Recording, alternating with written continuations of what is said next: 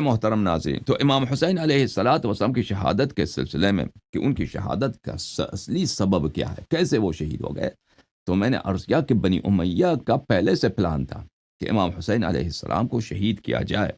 یہ کتاب ہے مقتل الحسین علیہ السلام لابی مخنف، ابی مخنف کا مقتل امام حسین علیہ السلام چھاپ مکتبۃ الالفین کویت میں 1987 میں چھپی ہے، ملاحظہ کریں صفحہ نمبر 132 میں۔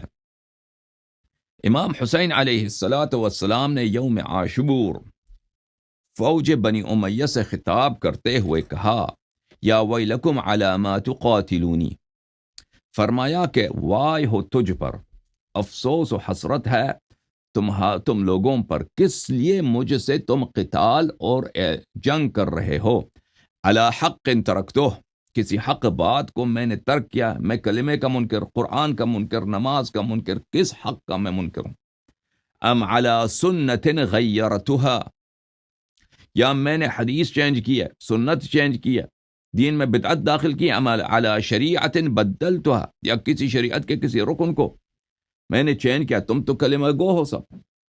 یہ خطاب کس سے فرمایا ہے؟ یزید کے فوج سے، عبید اللہ ابن زیاد کے فوج سے، بنی امیہ کے لشکروں سے جو ان سے لڑنے آئے تھے یوم عاشور۔ تو ان کا جواب کیا ہے؟ بنی امیہ کا جواب یہ نہیں تھا کہ ہم آپ سے اس لیے لڑ رہے ہیں کہ آپ یہاں نے خروج کیا، آپ نے انقلاب کیا، نہیں۔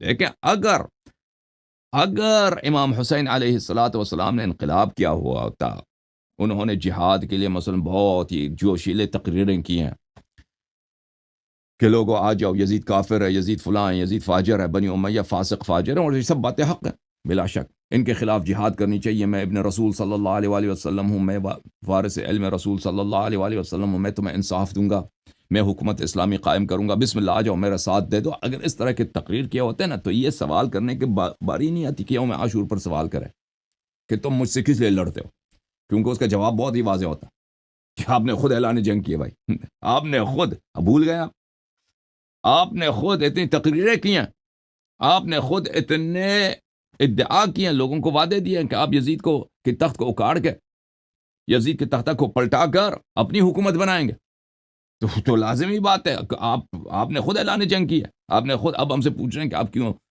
کیوں مجھ سے لڑ رہے ہو، تو ٹھیک ہے نا۔ تو عرض یہ ہے کہ امام حسین علیہ السلام کا کوئی خطبہ نہیں ہے، کوئی خطبہ کئی نہیں ہے کہ امام حسین علیہ السلام نے یزید کے خلاف اس طرح کی کوئی تقریر کی ہو، بنی امیہ کے خلاف اس طرح کی کوئی تقریر کی ہو جوشیلے انداز میں کہ آ جاؤ بھائی، میں ان کا حکومت کا تختہ پلٹا کر آپ کے لیے اسلامی حکومت بناؤں گا، شریعت نافذ کروں گا، عدل و انصاف دوں گا، اور جو ہے بیت المال انصاف کے ساتھ، عدل کے ساتھ، اللہ کی سنت، اللہ کے شریعت کے مطابق تم میں بانٹوں گا، وغیرہ وغیرہ، کچھ بھی نہیں ہے۔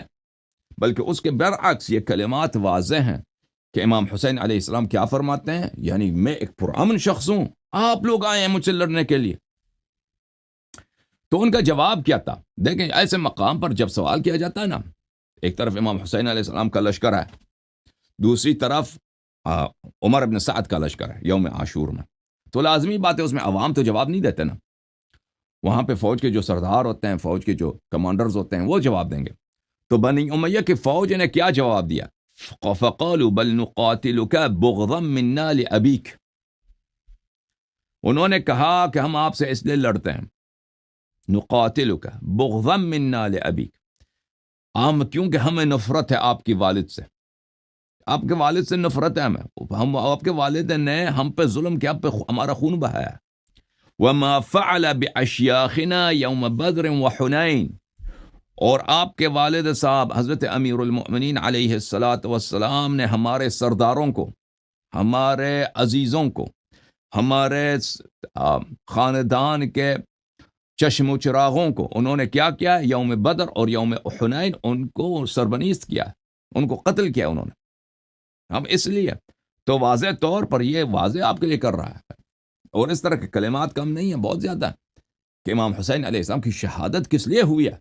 ایک انتقام، ایک تشفی کے لیے، آپ کے والد سے کے بغض کی وجہ سے، آپ کے والد سے بغض کی وجہ سے۔ اصل میں ان کو تو بغض رسول اللہ صلی اللہ علیہ وسلم سے تھا، لیکن وہ اس کو آرٹیکولیٹ نہیں کر سکتے تھے، اس کی تصریح نہیں کر سکتے تھے، کیوں کہ اگر اس کو تصریح کر لیتے تو ان کے سیاسی مفاد میں نہیں تھا.